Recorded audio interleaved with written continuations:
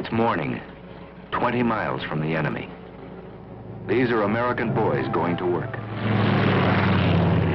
The morning fighter patrol.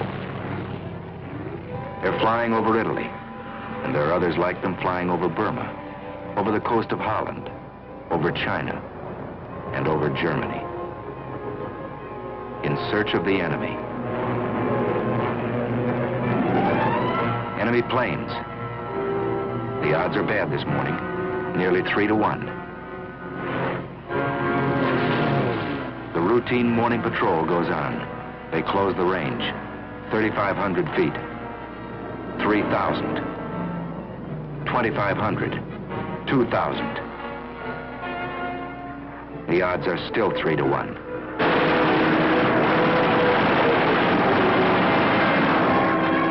But it's 3 Nazis spinning down in blood and flame to every one of ours.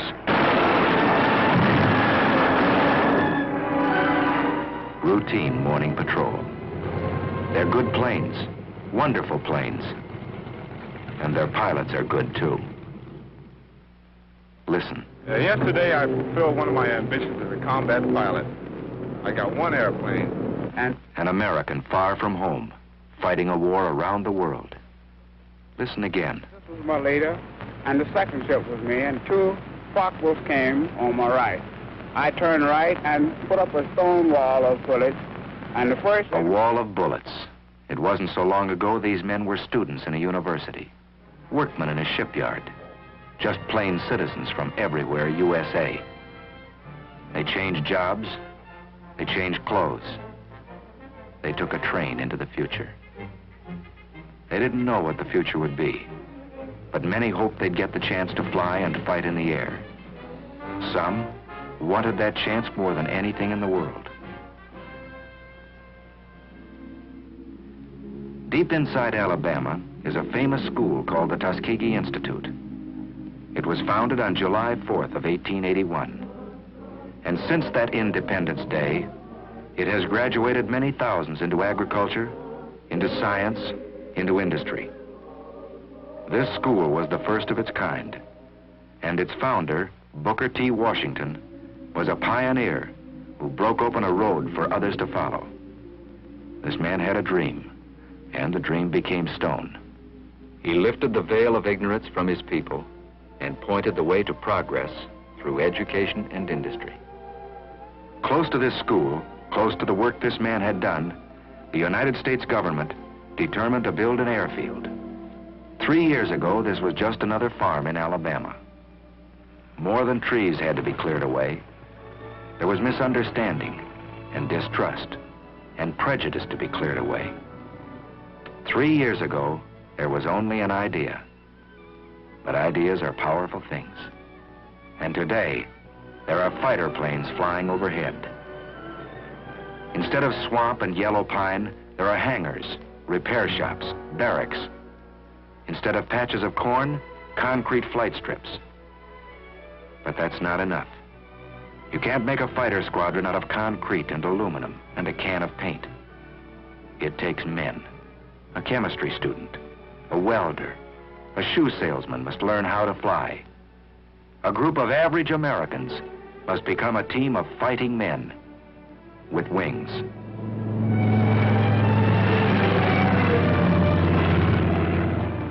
There's a new world up here. A man has to learn his way around. It takes many weeks of learning to make a fighter pilot. And a lot of that learning is done in a hard wooden chair. Because a fighter pilot is a combination of a mathematician and an athlete, a scientist and a sharpshooter. He's got to know what goes on inside his plane. The heart of his fighter is steel and copper. Its bloodstream is gas and oil. But its brain is the man who flies it. He begins in a safe, slow plane, 2 wings instead of 1. But he flies many hours inside a closed room. In the morning, he may be flying a prescribed course over a sheet of paper. In the afternoon, he may fly the same course above the clouds.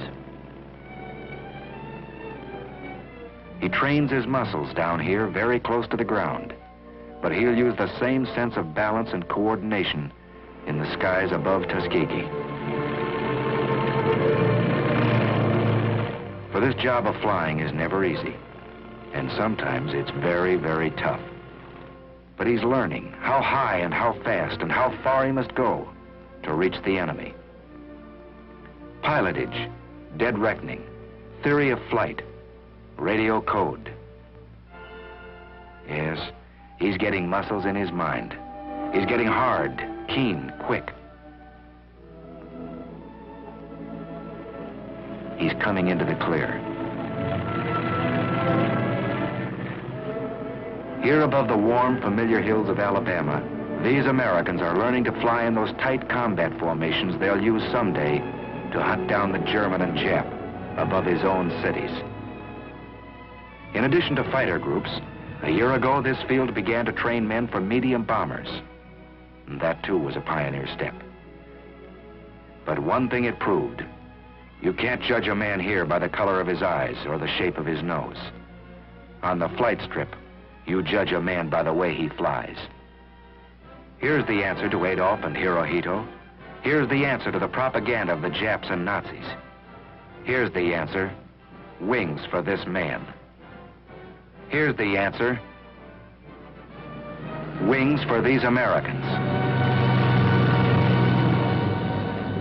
Squadron after squadron out of Tuskegee, flying P-40s first, tough little planes, then striking with Thunderbolts, P-47s, then riding the Mustangs, P-51s. No, it was never easy for these men. They were pioneers, and no pioneer has it easy. They fought lies, they fought heartbreak, and they won. Now they fight the enemy on his own soil.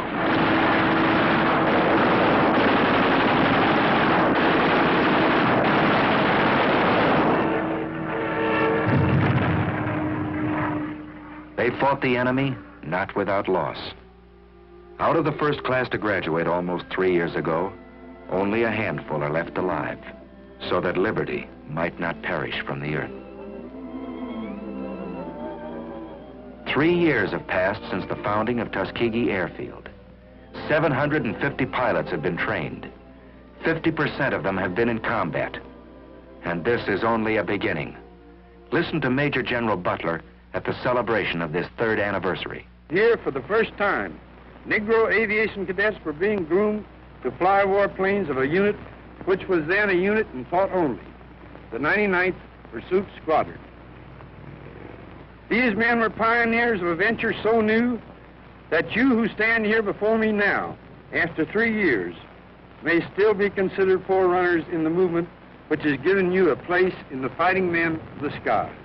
Under the feet of these men, a new road is being beaten out. Broad enough now for thousands and 10,000s. A good road for our country. These men remember that, marching or flying. They remember backing them up, their families, their friends, who expect so much of them. And backing them up, the men and women of every creed and speech and color who made these planes. And backing them up, the most powerful force in the world, the strength of the American people.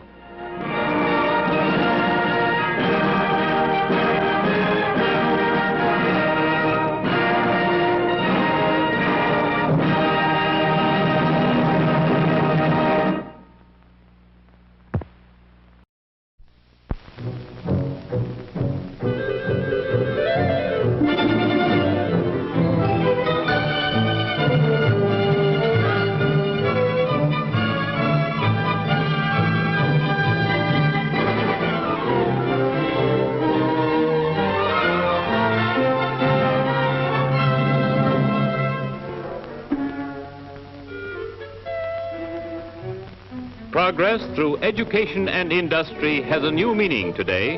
To progress, we must win this war. To win this war, we must have machines and the brains to direct these instruments of warfare. We need the trained minds of millions of specialists. Our American colleges and universities are responding to the call for trained manpower. Education is speeded up. courses are being geared for war. Like many other American colleges, Tuskegee Institute in Alabama has been graduating qualified flyers for some time. The United States Army Air Forces stationed at Tuskegee's fields hold classes on the campus to teach the fundamentals of ground school.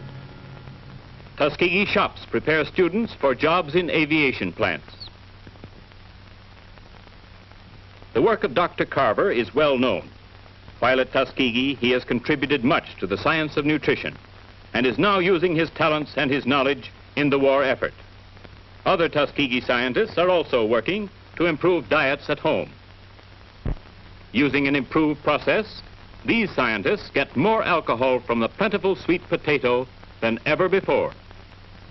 Many courses, like this automotive maintenance class, are given to women who learn to fill jobs vacated by men gone to war. Prairie View, one of the state colleges of Texas, is designing courses to supply trained men and women to the increasingly technical fields of industrial and military service. In the agriculture department, students study the operation and maintenance of farm equipment. Methods of increasing important farm products and the study of animal husbandry are part of this program. A forging class learns how to make machine parts and tools, so difficult to get in wartime. Many will get jobs in war plants. Well-equipped machine shops in the mechanical department teach these young men how to make the materials so vital in our war effort today. The demand for trained specialists is increasing. Jobs are opening in all parts of the country, and these college departments help to meet the shortage of manpower. Colleges everywhere are adding new courses for war training and are putting new emphasis on old ones. For example, here at Howard University, located in Washington, D.C., this class in mechanical designing trains men and women for jobs in the plants that make our tanks, guns, and machines. This meteorology class teaches future flyers celestial navigation, the science that guides our planes to their objectives and safely home again. Many laboratories are now specializing on war materials, and classes like this teach students the chemistry of powder and explosives to train them for positions in munition plants. Testing machines try the explosive force of new powders. Howard University Medical School has speeded up training to furnish doctors and nurses for the fighting forces. One of the country's leading authorities on blood plasma shows students how to determine the gravity of plasma to be used in the war zones. In the College of Liberal Arts, this class studies the economics of war. Many graduates fill jobs in the accounting departments of war plants and government agencies. Hampton Institute, located on the banks of Hampton Roads, Virginia, is practically on a 24-hour basis, training hundreds of war workers.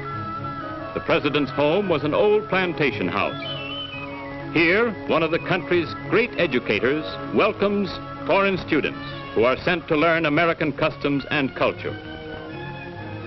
Students studying building construction and architecture built most of the buildings on Hampton campus.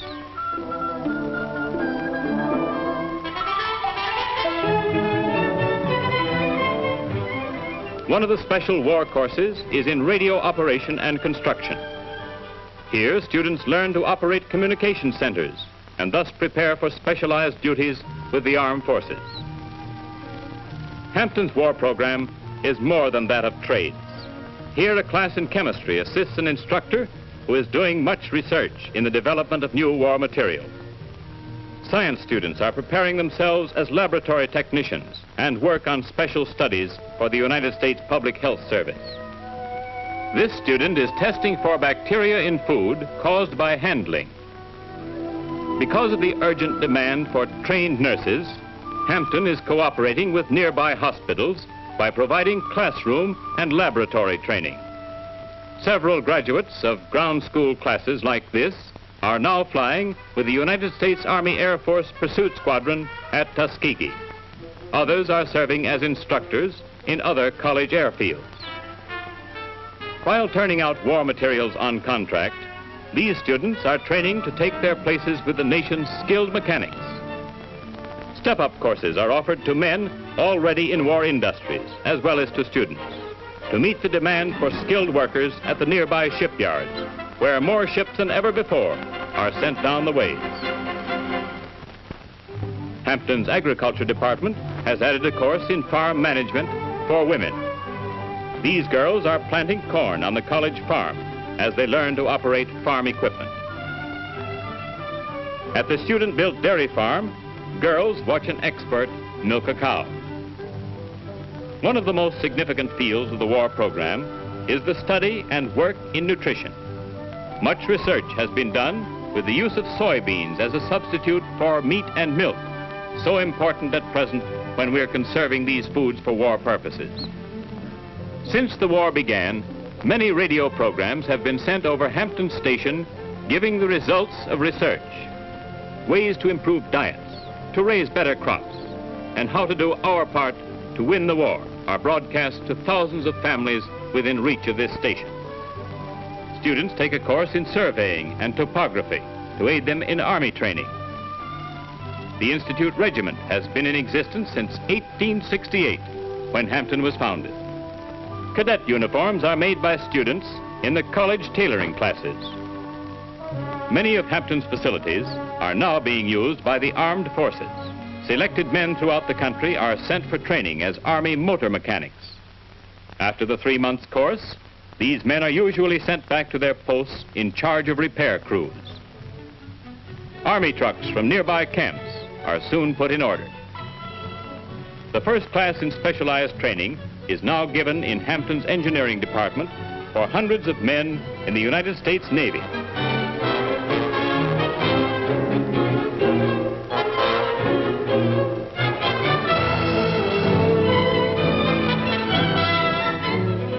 Thousands of men and women of these colleges over the nation are now taking their places in our war effort, physically and mentally fit.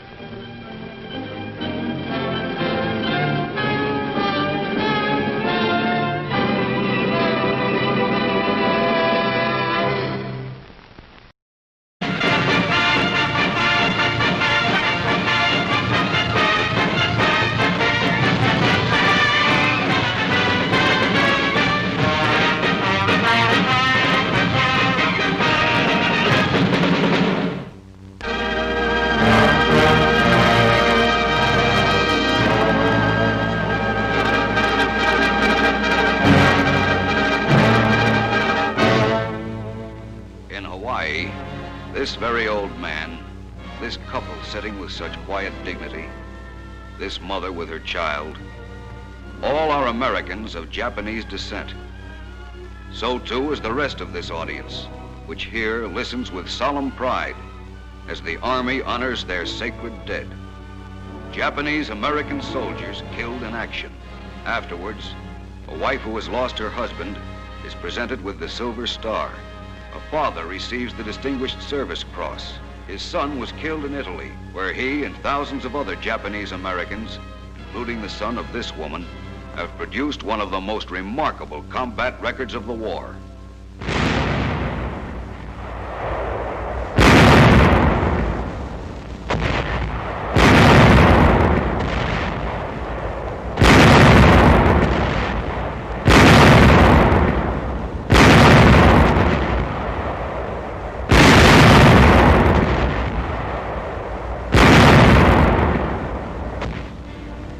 Important and decisive battles. And each time, these men of the 100th Infantry Battalion and the 442nd Combat Team have been right out in front.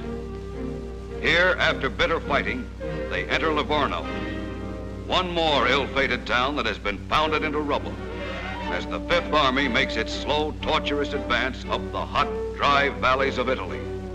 Already within the buildings, the dead have begun to stink as the men deploy cautiously, wary of enemy snipers that have been left behind. And the Nazis, when they're rounded up, are plenty surprised. Suspicious of their own propaganda, Hans believes he's begun to fight Japan, too. Fritz thinks that maybe these GIs are Chinese troops, recently transferred to the Italian front. The casualties are returned to field hospitals. and the seriously wounded immediately undergo emergency operations.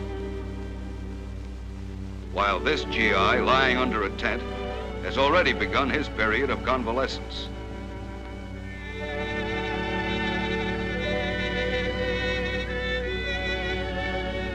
Outside, the men walk around, read, talk, and anxiously await the day when they will go back into action. Sometimes they don't wait, but pulling an AWOL in reverse, join their companies on the battlefield before their wounds are completely healed. Sounds crazy? Well, maybe. But these men don't think so. They've got a reason for being one of the top outfits in this war, as one of them testifies. I'm from Seattle. After war was declared, I was evacuated from the Pacific coast. When the call came for volunteers for a combat team, I volunteered from a relocation center to show my loyalty and to prove that I had the right to live as a good American citizen. That's pretty much the story of all these men. Born in Hawaii or on the Pacific coast, they've grown up and gone to school in Honolulu, Pomona, Los Angeles, San Jose. They've played football, visited drive-ins, gone to the movies at night. Their memories are the memories of all Americans, as the paper airplanes which they make for these Italian kids so clearly proves. At the same time, these men are also aware of the great prejudice against them because of the war in the Pacific. They know that there are people back home who make no distinction between them and the Japs we have fought at Tarawa, at Saipan, and the Philippines. And that's why these men originally volunteered, and why for 11 long months now, they've been in continuous combat. They've wanted to prove to other Americans how wrong it is to judge a man by the pigment of his skin or the shape of his eyes.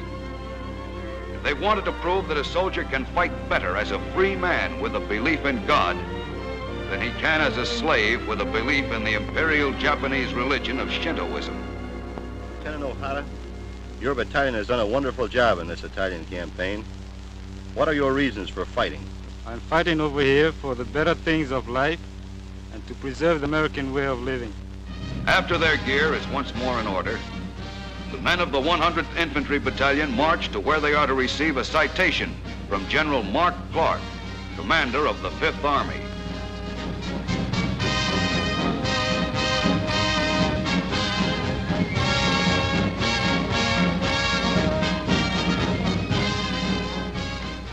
General Clark, as he will tell you, is of Irish-English descent. Many of our GIs who once fought against the Italians are of Italian descent. Thousands of our men now fighting on the Western Front are of German descent. But as in the case of these Japanese, they are no less Americans, ready to fight for their country and their belief in democracy. All of you Americans of Japanese descent have a right to be proud today.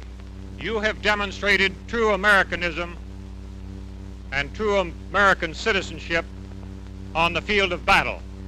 You have realized the necessity of coming to this distant land and leaving your homes and your loved ones in order that you could destroy this enemy who would take from you the American way of life and the freedoms which we value so highly in America.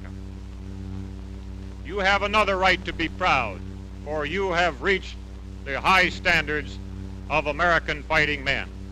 You are always willing to close with the enemy. He has no bluff on you, and you've always defeated him. And let me tell you again, the 34th Division is proud of you, the 5th Army is proud of you, America is proud of you. And I know that whatever future action you go into, you will conduct yourselves with glory and bring about the peace that we are entitled to. Good luck to you, and God bless you.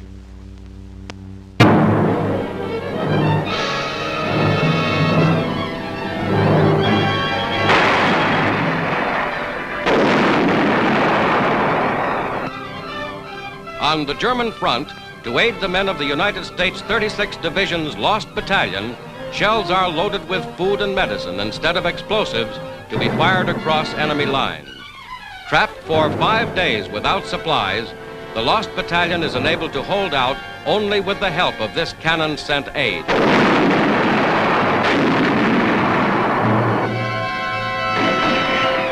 American troops of Japanese descent, men who have distinguished themselves repeatedly in the European War, move out to rescue the battalion. In heavy fighting, they advance to cut an escape route through the Nazi line.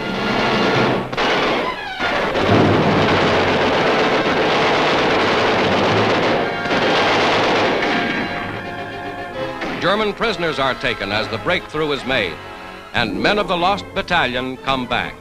Tired, worn, and battered, but they never gave up.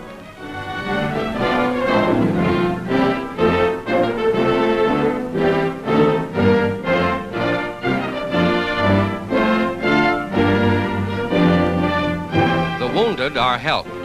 Although the lost battalion's situation seemed hopeless, these men kept their fighting spirit through the long days of isolation.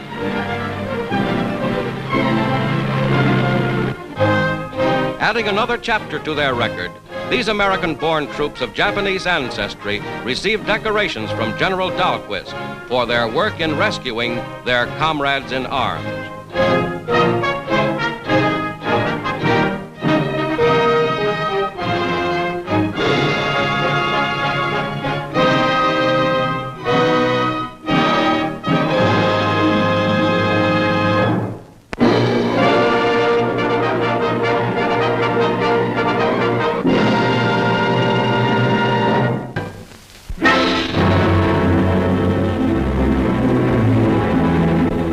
Late in October, on the Vosges front in the west, there took place one of the heroic episodes of the war.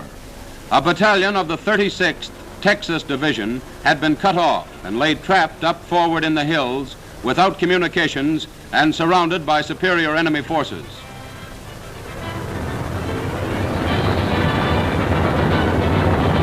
While a unit battled ahead to relieve them, they held on grimly day after bitter day. Medical supplies and rations were fired to them by artillery. A near miss would have been useless here. The shells had to land squarely on the target or else fall into enemy hands.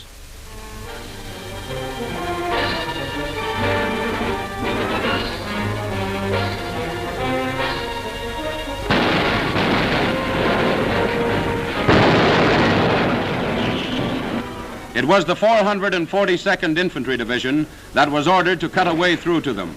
This was the famous and unique battalion composed of Americans of Japanese ancestry, volunteers all.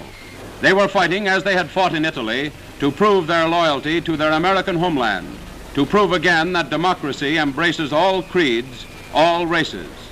For 9 days, while the Texans hung on grimly up ahead, they cut their way forward in bitter cold and in some of the toughest fighting country on the Western Front.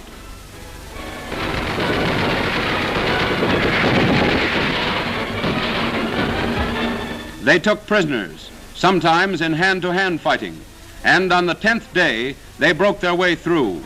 The lost battalion of this Second World War had been relieved. Tired men, tired to exhaustion, but unbeaten. Here are the men who fought in that trap.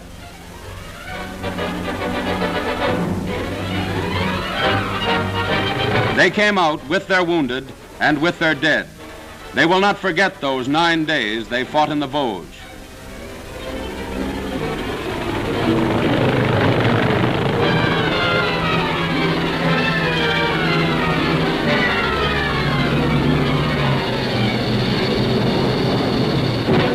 Look at this man's eyes.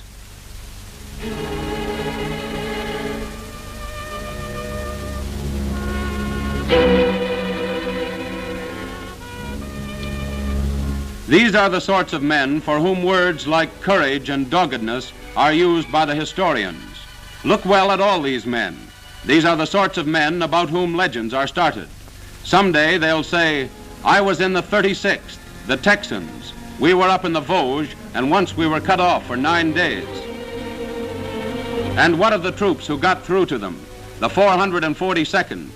They came out too when it was over, carrying their wounded. These too are the kinds of men about whom fine words are sometimes used. These too are Americans, and they've proved it with the full measure of their loyalty. They too fought during those 9 bitter days. They too brought back their wounded.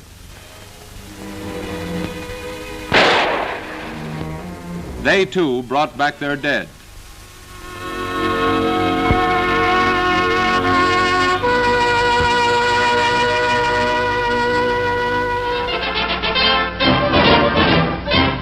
Returning from 3 years of war service in Italy and France, the 442nd Combat Team receives a rousing welcome at New York. The veteran unit is made up of Japanese Americans, many from Hawaii.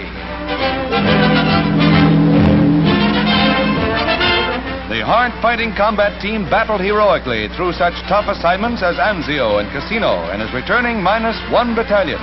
Its bulldog determination is expressed in its slogan, "Go for broke," meaning shoot the works. The reception committee turns out in full strength to greet the much-decorated unit, a team with a battle history unsurpassed by any outfit of comparable size. Many of the unit earned 3,600 Purple Hearts and 2,000 other decorations, among them the Congressional Medal of Honor. And what a welcome!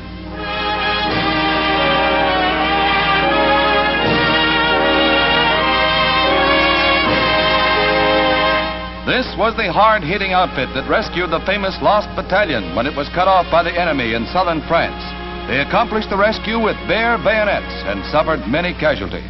During frontline fighting, 650 lost their lives and over 4,000 were wounded. Now they're home for a hero's welcome and a justly deserved one.